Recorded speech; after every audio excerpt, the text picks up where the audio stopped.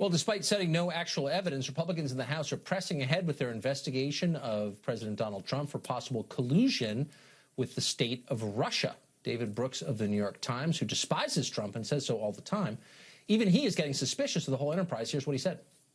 I'm actually getting more uncomfortable with this whole deal, thinking that maybe we're getting a little ahead of ourselves. And I'm bothered by the lack of emerging evidence about the underlying crime, that there was actually collusion or coordination between the Trump White House. I'm just afraid we're being swallowed up by the politics of scandal when there's less and less evidence that they actually colluded. And maybe that'll come out, but so far it hasn't, and it bothers me. So what is this investigation about, and when, if ever, does it end? Congressman Trey Gowdy just took over as chairman of the House Oversight Committee. He also serves on the House Intelligence Committee, and he joins us tonight. Congressman, thanks so much, Chairman. Thank you for joining us. Yes, sir. Hope you're feeling better. I feel vigorous. Good. But I have lost track of the point of all this. What is the point of this investigation, just to remind those of us who are following at home? Well, Tucker, the hyper-focus on collusion is not Congress's fault. I would say folks in your line of work have been focused on collusion much more than certainly Republican members of the House. There are four things that we're looking at. Russian active measures, which a subset of that would be collusion. The U.S. response back in 2016, which has nothing to do with Trump. That's an Obama administration response.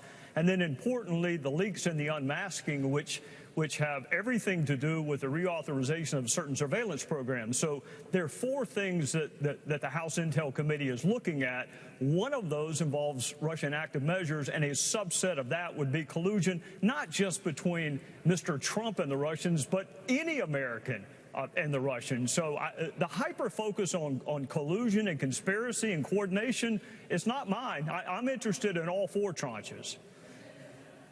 When will we know what happened? When will this wrap up, do you think?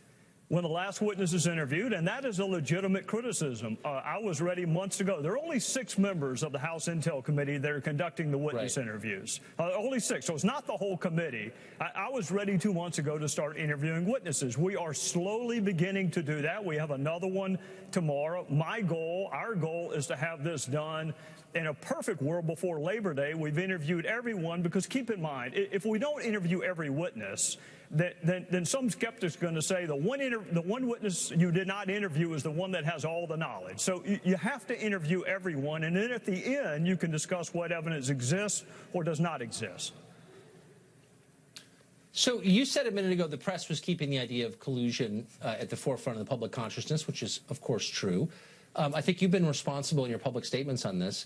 We've had members of the committee on this show who have openly suggested, certainly implied, that there was collusion. There's clearly a political agenda here, and I'm not flacking for the Trump administration.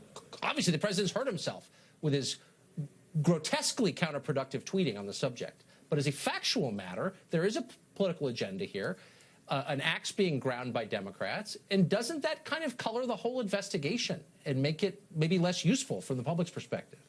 Well, it certainly may, the congressional part. I think Robert Mueller has a long, distinguished career that is essentially apolitical. And I think that people are going to be able to have confidence in the outcome of that investigation. With respect to Congress, we have a tendency to politicize almost everything, Tucker, and you're exactly right. There are members of both the House and the Senate who talk about, here's my favorite, I've seen evidence that's more than circumstantial but not direct, which, by the way, is tautological. There's no way it can be more than circumstantial but not direct. And then one of the members of the committee said this week that he has seen evidence. He can't tell us what it is. It's not beyond a reasonable doubt. There's no way to defend yourself against those kind of baseless, reckless accusations. So I think ultimately the public will have confidence in Robert Mueller's investigation. Whether or not they have confidence in Congress's investigation depends on how responsible we are and how we frame the issues. So you've just taken over the chairmanship from Jason Chaffetz. How will the committee be different under your leadership?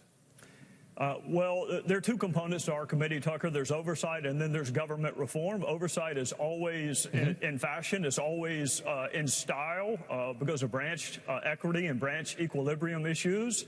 this is a once-in-a-generation opportunity to do the government reform that lots and lots of folks have been talking about for decades. So that's going to be my focus. It's going to be serious, reform-minded ideas that save money. That, you know, what frustrates people is when we have hearings on waste, fraud, and abuse, and then we do nothing about it. So I look for fewer hearings on waste, fraud, and abuse, and more work on it. I got to say, I love the hearings, but I'd also like to see some action. I'm sure lots of our viewers agree. Mr. Chairman, thank you for coming on tonight. I appreciate it. Yes, sir. Thank you, Tucker.